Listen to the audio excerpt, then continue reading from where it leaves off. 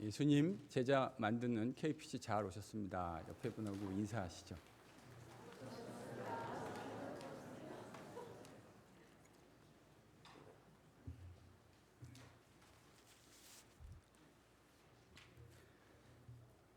흉년이 들자 이삭은 애굽으로 내려가려고 길을 떠났죠.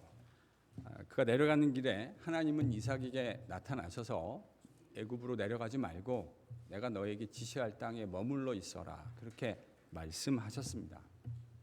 그러면 이삭과 함께 해 주실 것이고 그 땅을 그와 또 그 자손들에게 허락해 주시겠다. 하나님은 그렇게 이삭에게 약속하여 주셨습니다.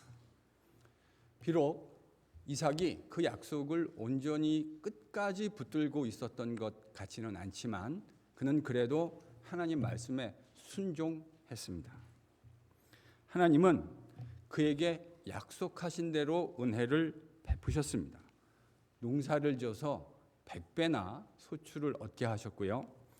또 목축업도 크게 번성하게 하셨습니다.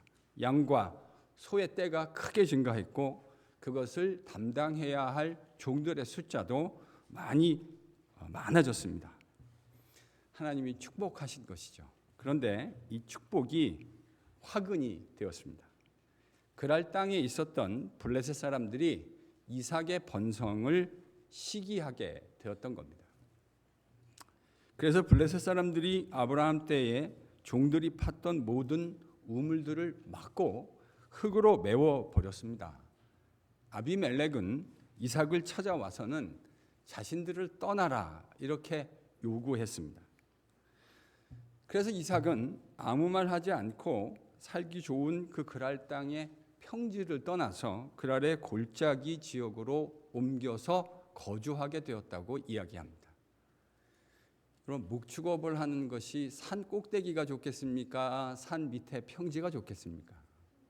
말 것도 없이 평지가 좋죠. 근데 어쩔 수 없이 상황에 의해서 좋지 않은 곳으로 내밀린 형국이 된 것이죠. 그 지역으로 옮겨와서 이삭은 아버지 아브라함 때 팠던 우물들을 다시 파기 시작합니다. 그런데 이 우물을 파다가 그러니까 이제 골짜기에는 주로 계절천이라고 해서 비가 올 때만 형성되어지는 그런 물들이 있게 마련인데 뭘 발견하게 되냐면 샘의 근원을 발견하게 됩니다. 샘의 근원. 팔레스틴 지역, 특별히 목축을 하는 사람에게 물은 말할 것도 없이 삶의 중요한 원천입니다. 그리고 여러분 우물은 매매가 됐어요. 그러니까 이 프로퍼티로 인정이 되어서 그것을 사고 팔 수 있었다고요. 이런 목축업을 했던 이삭에게 샘의 근원을 발견한 건 기가 막힌 발견입니다. 마치 금광을 발견한 것과 마찬가지인 것이죠.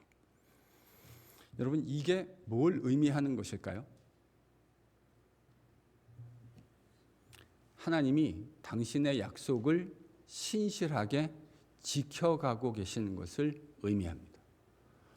상황은 비록 내몰렸지만 그가 가는 곳이면 어디든지 하나님은 약속하신 대로 함께하여 주셨고 약속하신 대로 그를 지키셨고 약속하신 대로 공급하여 주신 것이죠. 그런데도 하나님은 이렇게 신실하게 좋으신데 이 땅을 살아가는 세상 사람들은 그렇게 선하지 않아요. 하나님이 이렇게 공급해 주시는데도 그들은 또 이삭을 찾아와서 시비를 겁니다. 땅 밑에 같이 평지에 살다가 지금 쫓겨서 산 골짜기로 올라간 거 아닙니까? 그런데 거기 또 찾아와서 다툽니다. 그리고는 그 샘의 근원이 자신들의 것이라고 우기기 시작합니다. 참 해도 너무한다 하는 그런 생각이 듭니다. 이삭의 우물을 다 막아버리고 떠나라 그래서 떠났는데 골짜기로 옮겼고 그곳에서 또 하나님의 함께하심 또 인도하심으로 이삭은 여전히 형통했죠. 우물 정도, 계절천 정도가 아니라 샘의 근원, 스프링을 만나게 된 거니까요. 그런데 거기 찾아와서 그것도 자신들의 것이라고 우깁니다. 저는 이제 그런 생각이 들어요. 참 너무한다. 세상 사람들 참 너무합니다. 근데 놀라운 건 그런 세상 사람들에 대한 이삭의 반응입니다. 그가 어떻게 반응하는가? 여러분 21절과 22절을 같이 찾아서 읽겠습니다. 본문 21절, 22절입니다. 같이 읽죠. 시작.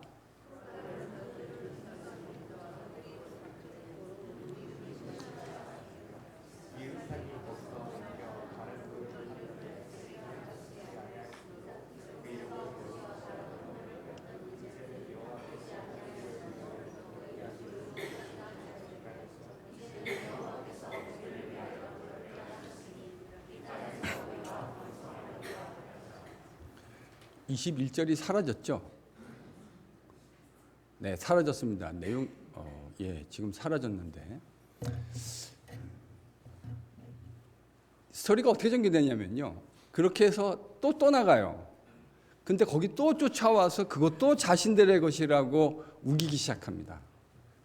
근데 이삭이 거기서 아무 말 하지 않고 떠나갑니다.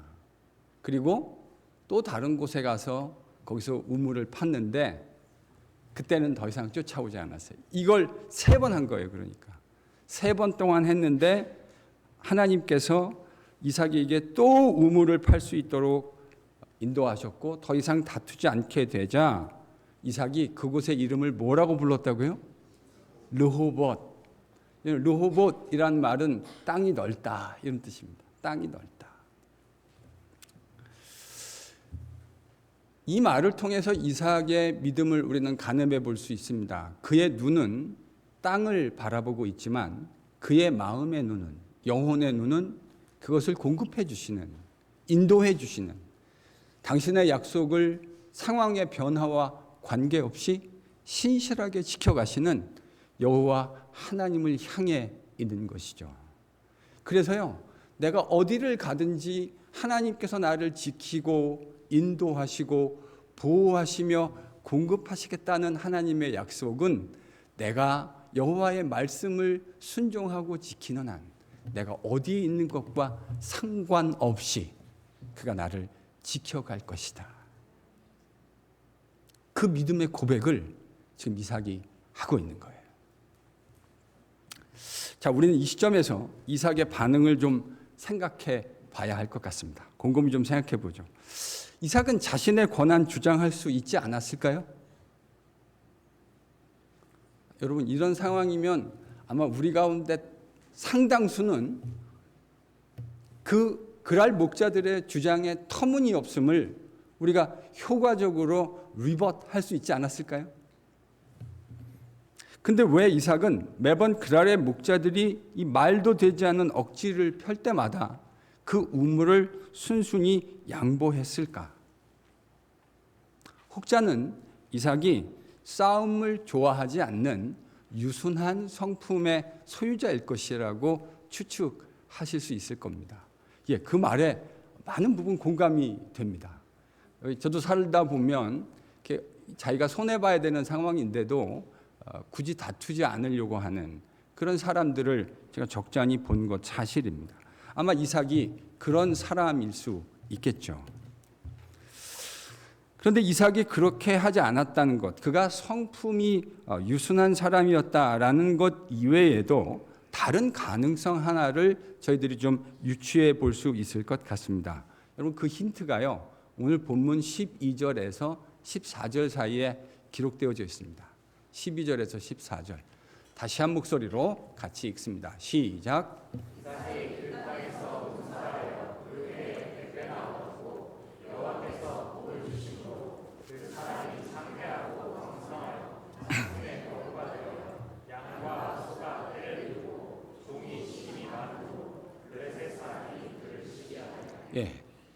지금 이삭은 흉년을 지나가고 있습니다. 여러분, 흉년이라는 건 그때나 지금이나 인간 세상에서 우리 모두에게 고통을 준다는 것을 의미합니다.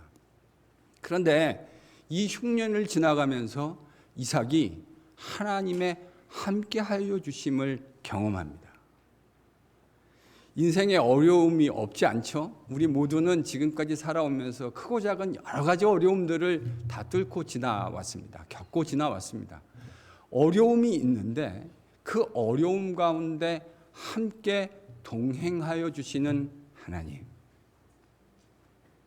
그의 백성들의 신음소리에 응답하여 주시는 하나님. 내가 너희들과 함께하여 주마 라고 우리 주님을 통해 약속하여 주시고 그 약속을 우리의 삶의 현장 가운데 한복판에서 여전히 이루어 가시는 하나님.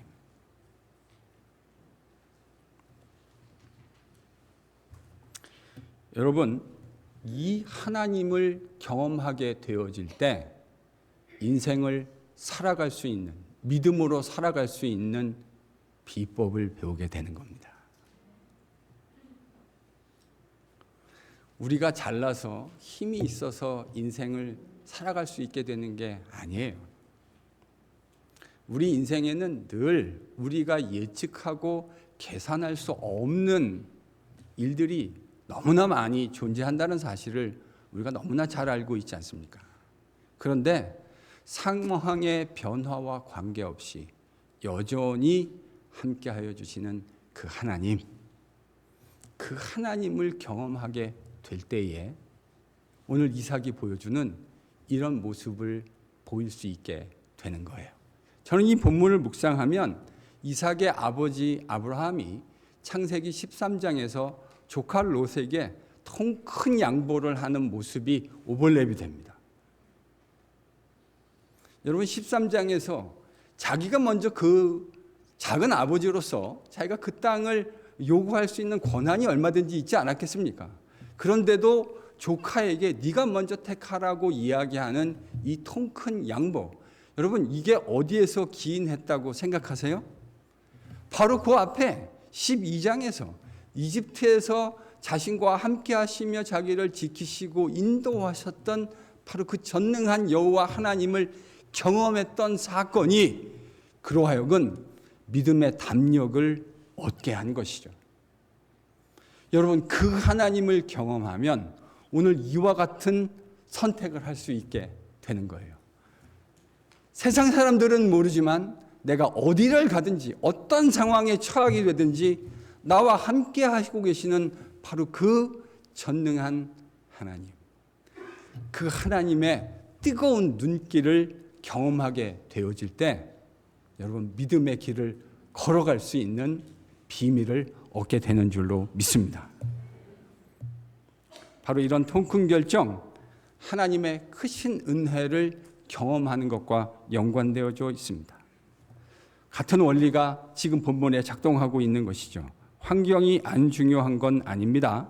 그러나 그 환경을 넘어서서 역사하시는 전능하신 하나님. 성경 텍스트 책 속에 갇혀 계신 하나님이 아니라 지금도 저와 여러분의 삶의 한 복판 가운데 임재하셔서 당신이 전능하신 여호와 하나님이심을 보여주시는 그 하나님을 경험하게 될 때 우리도 믿음으로 걸어갈 수 있는 담력을 배우게 되는 것이죠. 그래서 저는 예수 그리스도 안에서 지금도 존재하고 계신 하나님의 통치와 그분의 다스리심을 우리의 삶의 한복판에서 매일같이 경험하는 것이 너무너무 중요하다는 생각을 합니다. 우리가 본래 통이 크고 도량이 넓은 그런 실력의 사람이 아닌 것 우리가 잘 알고 있지 않습니까? 예수님을 믿는다는 건 하나님이 그리스도 예수 안에서 우리를 오늘도 통치하고 계시다는 사실을 믿는 것입니다. 그걸 믿는 게 믿음이에요. 그의 다스림을 믿기 때문에 삶의 영역에서 양보해야 할 것들을 양보할 수 있는 모습을 가지게 됩니다. 왜 그렇습니까? 하나님을 믿기 때문입니다. 그분의 다스리심을, 통치를 믿기 때문입니다. 그래서 저는 주님과 한 30여 년 동행하는 과정에서 이 영성을 메저링하는 법을 배웠어요. 뭘 배웠다고요? 영성을 재는 방법. 여러분, 영성을 어떻게, 저 사람이 어떤 영성을 가지고 있는지 어떻게 잴 수 있을까요?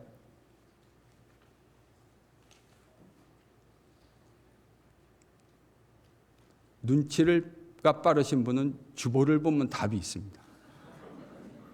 영성을 재는 방법. 이 목사는 어떤 주님과 동행하면서 어떤 법을 배웠을까?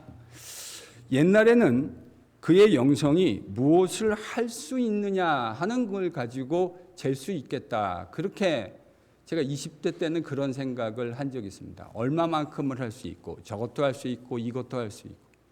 그러다가요, 제가 깨달았어요. 영성이라고 하는 건 무엇을 할 수 있느냐를 가지고 재는 것. 물론 그게 불가능한 건 아니지만 내가 얼마만큼을 포기해낼 수 있느냐 하는 것을 가지고 재면 더 정확하구나. 공감이 되시나요? 내가 뭘 할 수 있느냐, 그것도 중요하지만 내가 얼마만큼을 내려놓을 수 있고 얼마만큼을 포기해낼 수 있느냐. 여러분, 이게 그 사람의 영성의 크기를 보여주는 것이더라고요. 왜 이것이 가능해집니까? 왜 통 큰 양보와 큰 이익이 달린 사건들 앞에서도 왜 그것을 담대히 내려놓고 포기할 수 있을까요? 우리를 사랑하시는 하나님을 믿기 때문입니다. 그 하나님을 신뢰하기 때문이에요. 우리를 사랑하시되 자신의 독생자 아들을 내어주시기까지 그 독생자 아들을 내어주시는 것을 통해 보여주신 하나님의 사랑을 신뢰하기 때문입니다. 아주 오래전에 Saving Private Ryan이라는 영화를 봤습니다. 보셨어요? 영화 안 보셨어요? Saving Private Ryan? 되게 자랑스럽게 얘기하시네요. 저희 교회 성도들은 많이 안 보신 것 같은데 이게 다 이제 그 말씀과 기도에 전무하신다는 의미인 거죠? 영화 따위에 하나님의 말씀과 기도하는 내어줄 수 없지, 이런 결기라고 제가 이해하겠습니다. 가끔은 보셔도 괜찮습니다. 말씀과 기도에 전무하시고요. 그리고 이따금씩 좋은 영화들을 보는 것 우리 영혼에 참 전 도움이 된다고 생각합니다. 성도는 건강한 균형 감각을 갖는 게 참 중요하다고 생각해요. 나는 예수를 믿기 때문에 그런 것들은 보지 않아. 아니요, 괜찮아요. 보셔도 돼요. 좋은 음악도 들으셔야 되고요. 좋은 문학 작품도 읽으셔야 돼요. 그런 것이 성도들의 영혼을 건강하게 합니다. 아주 오래전 영화인데요. 배경이 이제 2차 대전을 배경으로 하고 있어요.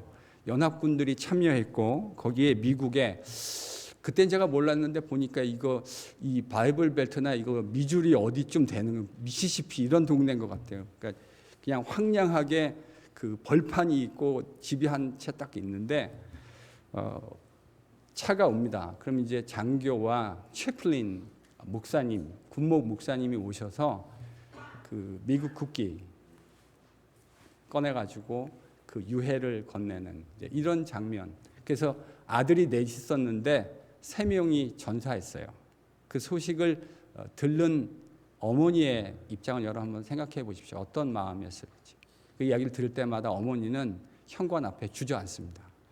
이 이야기가 연합군의 최고 지휘관들에게 보고가 됩니다.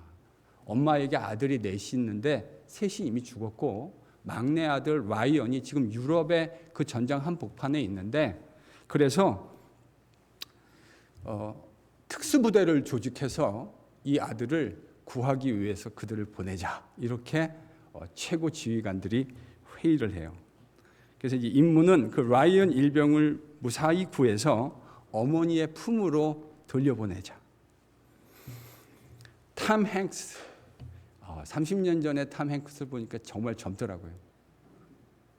지금은 노인이 다 되셨는데 그때는 참 젊으셨어요. 이분이 그 부대의 지휘자였던 캡틴이었어요. 캡틴이 그 부대를 이끌고 우여곡절 끝에 그 이제 라이언이 누구냐면 맷 데이먼이라는 참 멋진 미국의 배우입니다. 이 맷 데이먼을 구출하기 위해서 떠납니다. 그들을 구출하는 그 과정에서 이 특수 부대원들은 모두가 전사합니다. 마지막에 죽어가고 있는 그 탐 행스를 바라보고 있는 라이언 일병의 모습이, 그의 눈망울이 크게 클로즈업이 되죠.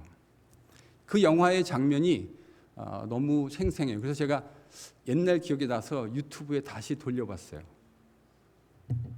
가서 한번 그 장면을 한번 보세요. 그 많은 사람들이 그걸 보면서 막 눈물을 흘리더라고요.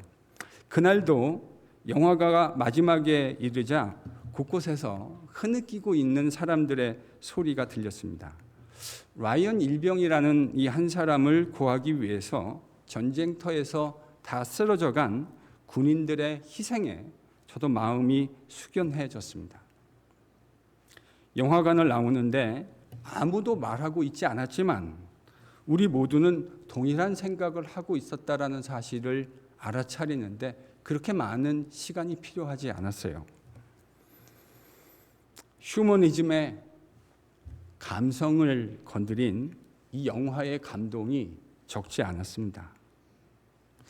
근데 이제 영화를 다 보고 나와가지고 찬 공기를 이렇게 얼굴에 이렇게 찬 공기가 딱 스치고 지나가는데 그러면 이제부터 이제 감성이 싹 사라지고 뭐가 올라오냐면 이성이 올라오기 시작합니다.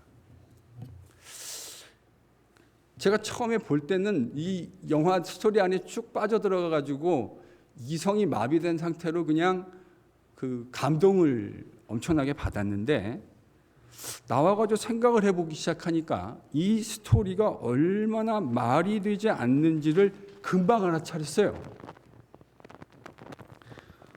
여러분, 군대라는 조직이 어떤 조직인지 알면 이 이야기가 얼마나 말이 안 되는지를 알아차리는 건 어려운 일이 아니에요. 만약에 라이언 일병이 2차 대전 그 전쟁의 성패를 흔들 수 있는 중요한 정보를 가지고 있거나 그런 중요한 역할을 감당하는 사람이라면 특수부대 정도가 아니라 일개 사단을 조직해가지고 보낼 거예요. 근데 뭐 아들이 넷 있었는데 셋이 죽었는데 막내 아들 살아남았으니까 이 아들을 엄마한테 돌려보내려고 특수부대를 보낸다고요? 여러분, 이건 되게 휴머니스틱하고 감성적이긴 한데 군대라는 조직의 ABC, 101이 뭔지 모르는 사람의 생각이에요. 여러분, 군대라는 데를 갔다 오신 분들 이 말을 공감하시는데 별로 어렵지 않으실 거예요. 여러분, 군대가 어떤 조직입니까? 그 전쟁터에서 얼마나 많은 젊은 병사들이 죽어나갑니까? 그런데 뭐 아들 하나 살리려고 특수부대를 보내가지고 그 아들을 위해서 그 병사들을, 다른 병사들을 죽음에 내몬다고요? 여러분, 이런 식의 감성적인 판단하는 지휘관들은 제가 아는 한 군대라는 조직에 없습니다. 말이 안 되죠? 그렇죠? 홍복 형제 군대 갔다 왔죠? 말 안 되죠, 이거요? 네, 이건 말이 조금 안 되는 게 아니고요, 많이 안 돼요. 진짜 많이 안 돼요. 근데 여러분, 더 말이 안 되는 게 뭔지 아십니까?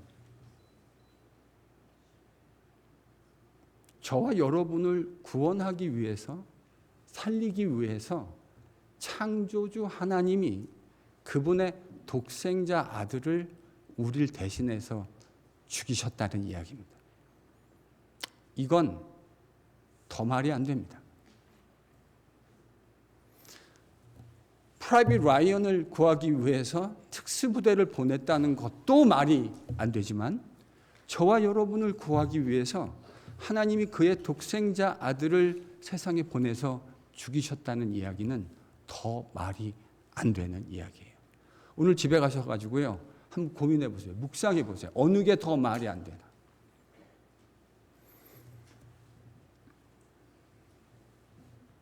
천지의 창조주가 우리를 구원하고 살리기 위해서 당신의 독생자를 죽이셨다는 이야기는 진짜 말이 안 되는 이야기입니다.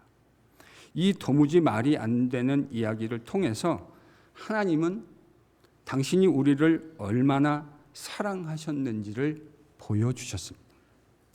이 가늠할 수 없는 사랑에 압도된 바울 사도는 로마서에서 이렇게 이야기했습니다. 우리가 아직 죄인 되었을 때에 그리스도께서 우리를 위하여 죽으심으로 하나님께서 우리에 대한 당신의 사랑을 확증하셨습니다. 그리스도 예수의 십자가를 보면 하나님이 우리를 얼마나 지독하게 사랑하셨는가가 보입니다. 그 십자가를 보면, 그 십자가의 하나님의 사랑 이야기를 보면 하나님이 우리 같은 부족한 사람들을 얼마만큼 끔찍하게 사랑하셨는가 하는 그 내용이 보여요.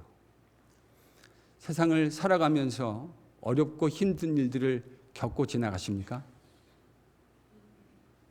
그 자리에 꼭 멈추어 서서 단 5분만이라도 예수 그리스도 십자가의 사랑, 그 아들을 십자가에 달려 죽이시며 보여주신 하나님의 사랑이 어떤 것인지 묵상하는 은혜가 임하기를 축원합니다.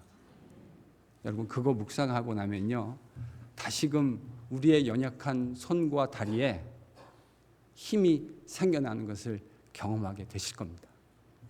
지나갈 수 있겠구나. 그 사랑이면, 그 은혜면 넉넉히 이것을 헤치고 지나갈 수 있겠구나 하는 마음이 우리에게 생길 겁니다.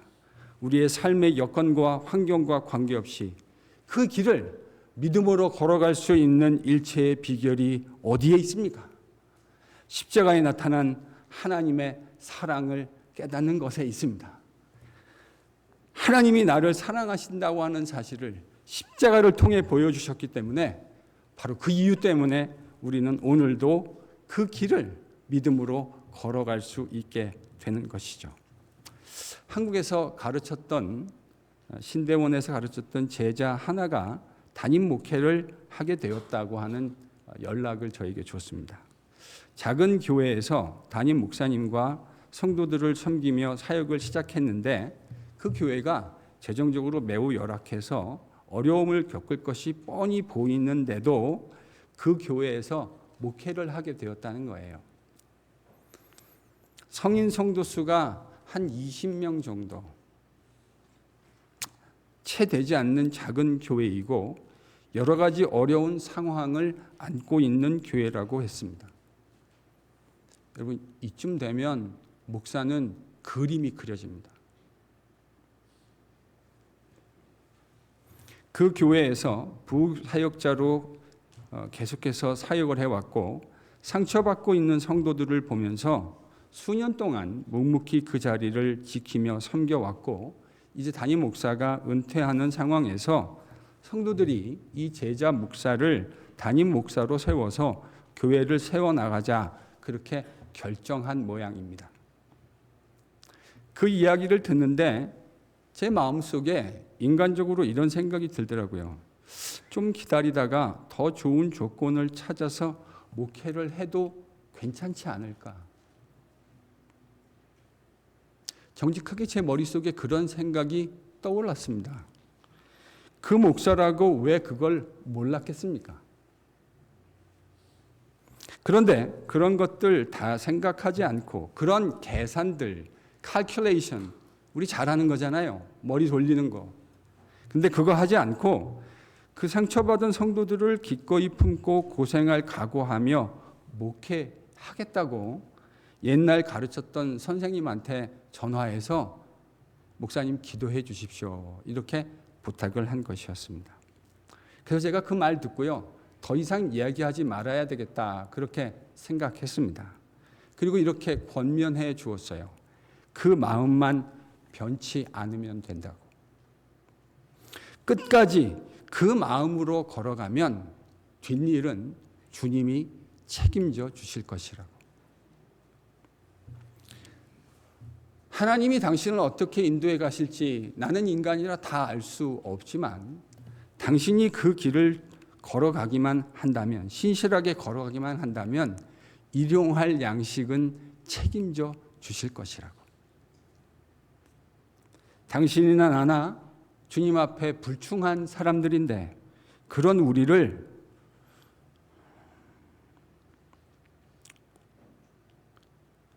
충성되다고 여기셔서 교인의 숫자와 사이즈와 관계없이 주님의 피로 사신 그 몸된 교회를 섬길 수 있는 은혜를 주셨으니 그 주님의 은혜를 묵상하며 앞만 보며 걸어가라고 권면해 주었습니다.